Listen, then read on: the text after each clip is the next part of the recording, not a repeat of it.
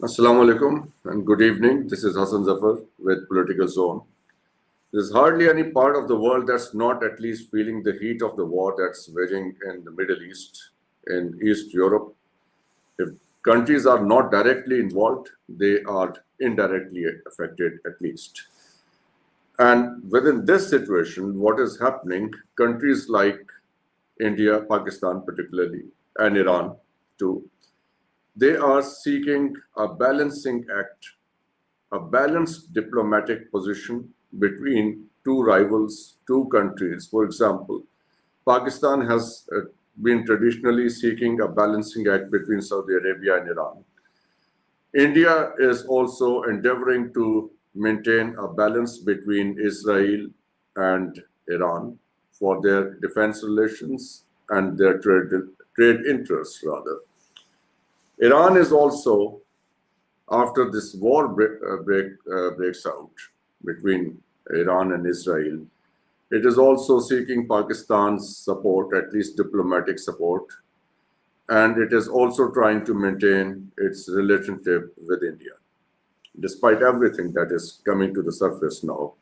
And what is coming to the surface now is we have reports that Indian Raw Agency has been supporting or has been working in collaboration with Mossad Agency of Israel, and they are responsible for carrying out target operations against the key political and military leaders in Iran during this conflict. So that is what the situation is like. So, and at large, the world at large, what we see happening on the pretext on which the United States has carried out various military operations in the Middle East during the past 3 decades. And very recently, the way Israel has carried out attack on Iran in the last 2 weeks. So this puts the notion of sovereignty in question. Because if preemptive, if any nation can take this position that they are feeling threatened by another nation and they can go for a preemptive strike like India did with Pakistan in their Operation Sindoor, on the pretext of a concocted story, they carried out strikes inside Pakistan. The same playbook was used by the Israelis when they attacked Iran. So the notion of sovereignty is being violated on the pretext of any nation making a claim that they are feeling threatened. So these are some key questions that we shall be raising in today's discussion with Dr. Shazia and Wajima Sahiba, who is joining us from Copenhagen today. Thank you very much, Dr. Shazia. So these are the questions. If you like, I can just put the questions again to the concept of non-aligned movement, neutrality, sovereignty, and the ways in which 6 countries fell in the Middle East during the last 3 decades, and Iran is the 7th country on the list. And the last thing that I would like to discuss with you is multipolarity still a far-fetched idea, or are we still in the unipolar world where the United States of America can do whatever it deems fit? Thank you so much, Dr. Saab, for inviting me. Yeah, it's a very good idea to discuss, to grasp the picture, the holistic picture of the situation. Everybody is discussing minute by minute what's happening, but in this fog of war, it's always very difficult to predict things, and nobody has a crystal ball to tell what is going to be happen tomorrow and what will be the move of so and so country or so and so regime. So it's better to get the holistic picture, a broader picture. So to begin with, the Western Empire for last 200 years or even more has this problem with non-alignment or non-committal or neutrality. So their ideology do not give any space for non-committal. Basically, being neutral mean that you are not committed to either A side or the B side. So you have to commit.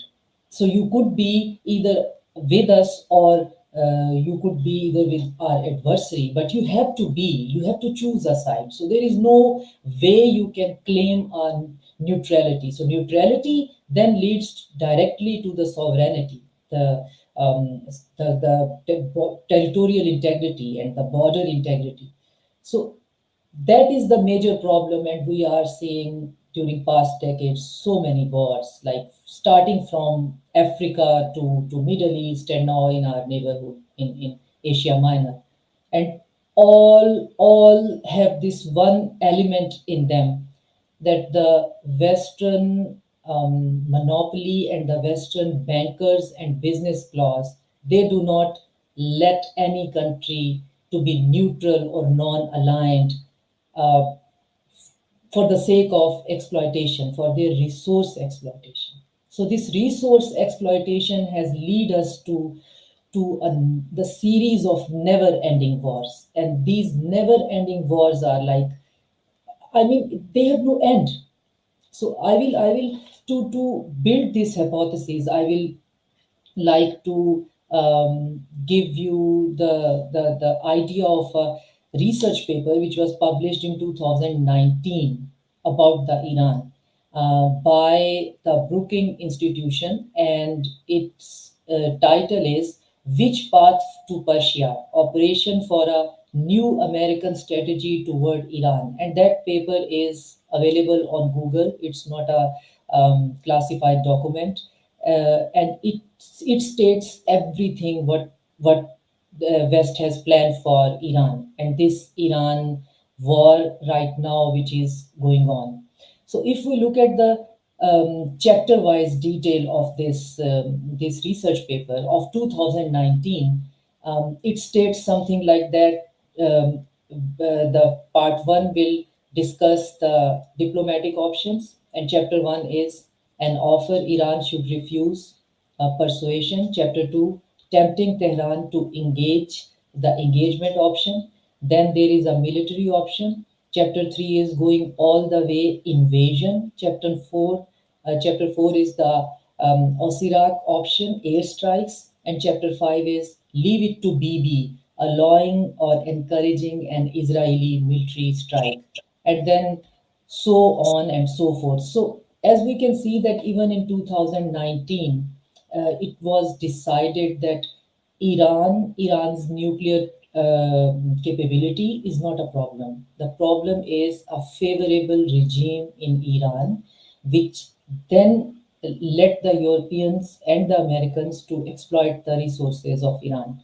So that's the only thing, and that accelerated in the previous Trump regime when he deliberately get out of that nuclear treaty, because Iran was part of that treaty. There was no reason to flout that or to get rid of it. And in the second term, he initiated that treaty again because that was the persuasion and the negotiation strategy which they are discussing in their think tanks. And the issue is that how to engage Iran in such a way that Iran react disproportionately. And if Iran will react disproportionately, then it will give us the legal justification to obliterate Iran, which the word Trump used yesterday. But Iran, after learning the experience of Russia and Russia-Ukraine war, Iran is not falling into the trap. They provoked Iran time and again. They assassinated Ismail Hania inside Tehran. They attacked the Iranian consulate in Damascus. They Then are these they are are examples of blatant violation of sovereignty of Iran. sovereignty and the international rule, international law. So, But yes, you may complete your statement, then I'll ask you the question. yeah, was my last. I will complete it by saying that Iran restrained from reacting because Iran knows that there is a trap, a bigger trap for me has been laid, and that trap has nothing to do with me being a nuclear state or not nuclear state. The regime change is the ultimate motive, and how I'm going to now fight this idea of balkanization of Iran. And we in the region are facing the situation where we have to answer the questions like how, to whom we are aligned. Are we with Iran? Are we standing with Iran, or are we not standing with Iran? Because these type of questions are coming from the people who do not know the bigger picture of the situation. Let's explore this idea of alignment a little further. We remember when America decided to invade Afghanistan after 9/11, 2001. They gave a choice to Pakistan. You know, you can't stay neutral. You have to take sides. Either you are with us or against us. Like even if you remain to stay neutral, that choice means you are against us if you are not standing with us. So that was the position. But uh, let's also include the point that at that time in 2001, Russia was not as strong militarily as it is today, even economically. China was not as strong as it is today. So 2001 was a different time, and it's almost a quarter of a century behind us. A lot has changed during these 24 years. Russia has emerged as a formidable military power. China has emerged as a military and economic power. So that unipolarity, as we knew it during the 90s and even beyond, that has changed. So countries do have a choice now to take sides. If they do not want to align with the West, they have other options. So how do you compare the situation after 9/11 and today? I agree. I partially agree that yes, countries do have safe choices right now for their own safety, for their own economic and diplomatic safety, to align either way, either with China or Russia bloc or with the Western bloc. But again, we have seen recently, this recent attack has, this belligerent Holocaust attack has shown us that there is no international law in this planet which we inhabit, which we call planet Earth. There is no international law. There are only rules, and since past 2 decades, the Western countries have stopped using the word legal or international law. They are using time and again the rhetorical term of rule-based orders. So the rules are very subjective and relatives. It could be different from your perspective. It could be different from my perspective. So rules are very vague and very ambiguous term. So now we are facing this rule-based order, and China and Russia are trying to create a legal framework for this, for the people, and all the countries. But the problem is that they still have a long way to go. Recently, when the similar question which we are discussing right now, who is standing with Iran openly and who is not standing with Iran, the similar question was asked to President Putin in St. Petersburg in International Economic Forum. And he replied that we are with Iran whatever Iran asked for, but Iran is a very difficult country to handle. So when we are discussing, and that discussion spans over more than 5 years. So when they were discussing the holistic strategic cooperation agreement between Russia and Iran, which they recently signed, uh, couple of months ago. So he said that Iran was reluctant in putting all the eggs in the Russian basket. So Iran still has a huge diaspora, and they still have this Anglo-Saxon mentality in their elites, and they all the time pushes Iran to tilt toward the northern hemisphere. So Iran is that's the Putin's word, that Iran is a very difficult country, and and Iran and Russia have the history. They share a history which is most of the time is not pleasant. So Iran's reservations could also be understandable.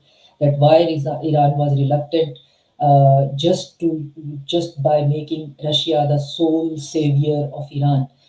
So, if Iran would have signed the security and it would have included the security element in that treaty, now just like the North Korea, so the attack on one country means the attack on another country. So now the Russia would have the equally responsible for safeguarding the Iranian nation and Iran as a country. But as Iranian themselves refused to put that particular element in that treaty, and they are facing the brunt of that. And also, Russia offered Iran S-400, but Iran refused to take it. Iran said, "We don't need it now, but we will tell whenever we need it." So that is another problem, that if a country has some sort of psychological reluctance and it's still not decisive that what to do, because we have seen the Libya thing. The Libyans were working on their nuclear program, and Muammar Gaddafi's Western educated son finally decided, and he just fell into the trap that there is no harm in negotiation. So let's talk. With the Western civilization, they are civilized people. They are, we are the goat herders, or we are the That's the um, uh, Western education, you say. yeah, Western education. So Western education. So he after getting that Western education, Muammar Gaddafi's son initiated the discussion, and we have seen the result of that entire discussion, because the core crux of that Libya discussion or negotiation was also the Libyan's nuclear program. So as we are thinking, as we were discussing before the program, that we are right now in some sort of fix, that we don't know what Iran is thinking. I mean, why Iran agreed to participate in the negotiation, the same negotiations which Trump in his first term himself just threw in the dustbin. So why Iran just fell into the same trap, and why can't Iranian think tanks have access to the policy papers which are rightly available on the Google, and we are reading them Well, right we now? allow ourselves to speculate that maybe the Iranian leadership was ill-advised, just like there were moles in their uh, secret agencies, defense forces, other areas of government. So maybe there were moles who advised Iran wrongly about uh, on the diplomatic path as well.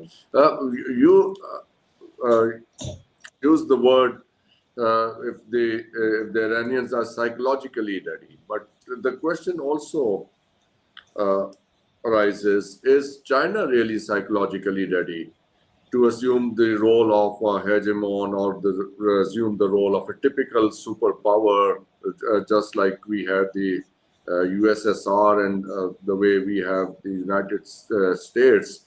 Because this doesn't come for free, it comes with a lot of burden. The Western civilization, the way they have maintained their colonies on the basis of the idea of white man's burden, that we are here to educate the world, bring civilization to the uncivilized people, all that. So is China really psychologically ready to take that kind of burden on its shoulders? Dr. If it, Hassan, yeah, yeah, yes. Yeah, please go you, ahead. you have raised an excellent point, and which must be discussed right now. China, being followers of the Confucius, and the big follower, they religiously follow their history. They get lessons from their history, and they believe in their history to frame their future. That's the importance of their history, and that is also a huge difference between Western and the Chinese philosophy, because Westerns are not interested in the history. Their history is so tainted and disgusted, and it's so disgusting that there is nothing to be proud of most of the time. It's all like butchery, colonization, genocide, land grabbing. And but the Chinese, they just worship their history, and their history says that China never, Chinese empire even never overstretch itself. So China is not it's not in the philosophy of China to overstretch China to take the burdens of the neighboring countries or the regional countries. So that's why China coins the term from the very first day. If, if we are imagining that one day we can have a defense treaty with China or any other nation is imagining, are they even interested in having that kind of arrangement with any nation in the world? For So example, when we had the Soviet Union, you had Warsaw Pact. United States built North Atlantic Treaty Organization, NATO. So it does not come for free. You have to take a lot of burden. USA has provided defense umbrella to its Western partners for 80 years. So did the Russians. Other Chinese also ready to take that kind of responsibility of its partners or of its allies. So that also remains to be seen. Otherwise, you can just go on. Otherwise, we are just imagining things if they are not ready for it. China believes in win-win cooperation and win-win facilitation. So Pakistan is an exception in China's case. We are having from 2011, we are having joint exercises with China by declaring the war theaters like in the Ladakh and Kashmir. So we are doing military exercises together. So we are in one way or other, we share some security umbrella already because we are using the same war arsenal. We are sharing the expertise. China is sharing its Bedu satellite with us. China is also facilitating in the new cognitive, this digital warfare, and helps us to establish an institution for that. So we are in that case, if we look at the facts on the ground, we could consider ourselves or our relationship as an exception. But It's quite, it is quite exceptional. That Pakistan is an exception for China, no doubt about it. And it has been proven in the previous few weeks, if not very far back in history. But the question remains, are the Chinese on their way to having this kind of realization that their trade objectives, One Belt, One Road, BRI, CPAC, these cannot be materialized without having real allies in the region? The allies that come with certain responsibilities, you have to provide a security umbrella to your allies, not just Pakistan as an exceptional case, but wherever your trade interests are. You have to extend defense ties, you have to extend security assurances. It will not come for free. yeah, of course, and I can give you to get the idea. I can give you an example. Recently, when Trump was discussing Panama and got fixated with Panama. So there are two ports which are operated by the Chinese companies in Panama. And the BlackRock company decided to take the next 10-year contract. And China says like it's up to Panamese government. If they think that it's beneficial to them, then just go for it. We will not harass you. We will not bully you. We will not coerce you. You have to take your own decisions. And if you want to go down the hole, we are not going to pulling you from the hole. In our case, we accept our limitations. We know that we are living with a very hostile neighbor. So in that case, if we are asking for cooperation and coordination or security coordination, it has been provided. But China is not going to the length which West and America is going. from toppling the government and But, butchering. maybe the invasion of Iran is a wake-up call, not only for the Iranians, because maybe it will take them some time to realize or come to the realization that neutrality and putting your eggs in every basket is not even an option left. And on the other hand, Russia and China also have to make up their minds that staying away from this conflict is not possible forever. So maybe realization, this is a phase which we can say is a phase in which everybody needs to come to a new kind of realization, and that is what we are going through at the moment. I think China and Russia, they already have this realization. That's why they are even working in Afghanistan. And their realization is that they have to maintain peace and stability to secure their economic ventures. And they know that. But in the case of Iran, yes, this war is going to clear so much dust in Tehran that I think it is going to be a very positive thing for the Tehran Iranian government. Just let me give you an example, the recent example of IAEA, the International Economic Energy Corporation.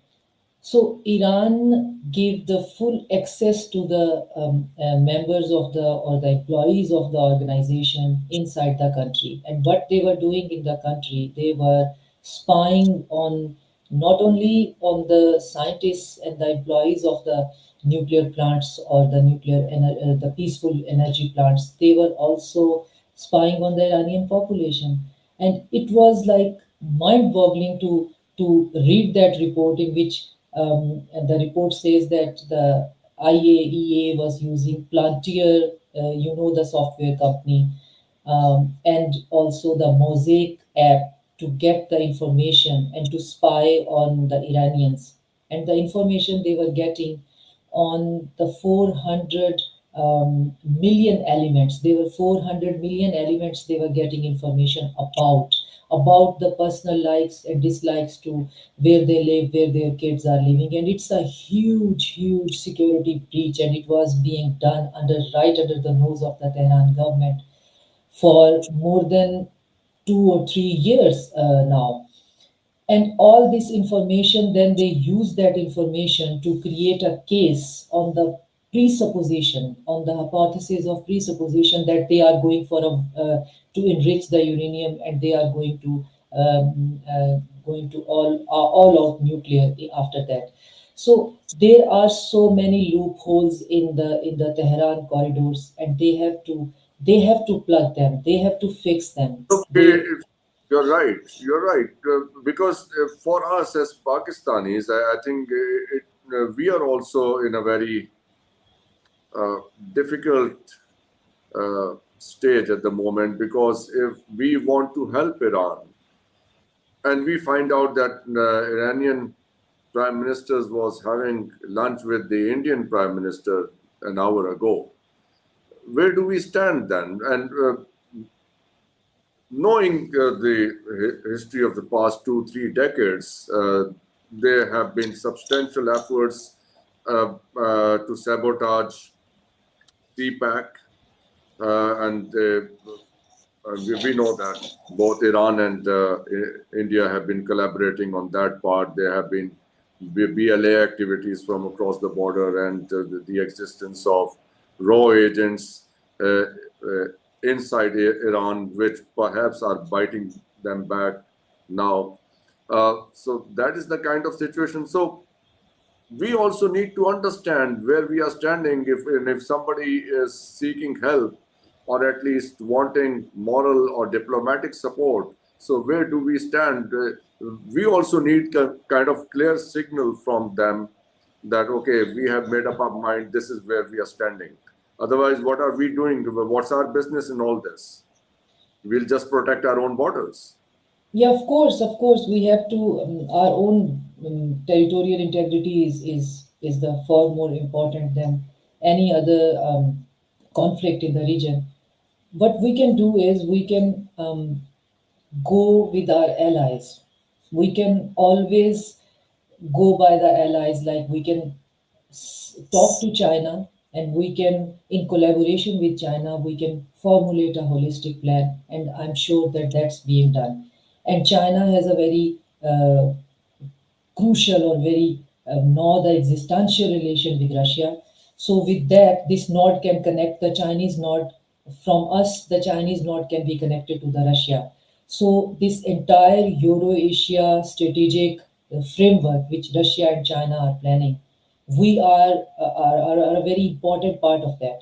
So instead of going rhetorically, or instead of just saying that we are or we are not with so and so country, I think we should, at our government level, we should go by the allies, because our security and this region's security depends upon the powerful countries of the region. So the powers of the region, the closest one is China, and a little farther one is the Russia. So we should go by them, and we should not create our own bubble of our narrative based on emotions and based on or The whatever inclination we have.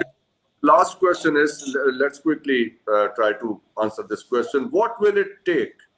What will it take for us, for our regional partners, for our neighbors, for our allies to realize that this is now is the time to take a clear position? What will it take? Or I don't even want to say, but let me say it. What will it cost us to come to this clear understanding? I think diplomatically, every country has the clear have this clarity that we have to we are with Iran. You just name the Gulf countries to Pakistan to the Central Asian countries. But So they do they are with Iran. them? Dr. Shazia, do they want us to be with them? You can't hang out with a country that just recently attacked us and expect me to be with you. You have to take a clear side as well. The original point from where we started this discussion is this a time of maintaining balances? So in that case, Iranians can say that when we were in a different bloc, Yeah, and Iran was sanctions, yeah. so India was the only country standing with them, and India was the only country smuggling oil from them, and India was the only country when we were supporting Azerbaijan, and they were the only country who were allowing India to smuggle weapons to Armenia. So we know, Dr. Saab, you and I, and everybody in your program, we know it's not like we don't Know know. the positions we have been taking. We know what we have been doing. That's exactly my what my point is. That is this the time to sit down and sort these things out and have a very clear mind and a very have a and uh, make a decision with clarity rather than with this kind of ambivalence and duality. No, I don't think this is the time yet to decide whether the word is with the China Russia bloc or with the Western bloc, because nobody is decisive at the moment and everybody is reluctant to just let this bad habit go to Will it, being in the. buddy? What will be the cost to get rid of this reluctance? That is the question, lingering question. But because the day will definitely come when this reluctance will cost something to everybody. Yes, of course, but everybody is somehow managing itself. You see Oh, that these type of this time the attacks were the planes were they flew from Missouri, so they were not flying from the Gulf bases. So we are seeing that people are trying to get neutral or little impartial as much as they can, but it depends upon how much you have at stake after going for impartiality. So that is another question. So if we today, even Russia cannot say that. Time and time, Putin says that Russia wants to have a good relation with European countries and with America. So why can't we say the same? That's not I the point. The point is right now, the take-home message is we have to see that how long Iran can stand. So if Iran no, keeps standing, yes, yes. Finish your sentence. if Iran will stand, the countries and the support in kind and cash will reach to them if they need, and the support is also reaching to them. So No, that's also like backdoor diplomacy and the stuff. yes, But if they will fall like Syria or like Somalia or Sudan, so man, you know what is ringing in my mind when you play Laurence Olivier's Hamlet. The opening lines are, "This is the tragedy of a man who could not make up his mind. I don't want to be that man." I think this should suffice. of course, but the countries and the politics is very ambiguous thing, Doctor. That is a very political play too, and carries a lot of political wisdom. I think one should revisit these masterpieces too. Thank you very much, Dr. Shazia, for your time today. Thank you, thank you. Discussion. Thank you very much for watching. Khuda Hafiz in Pakistan Zindabad.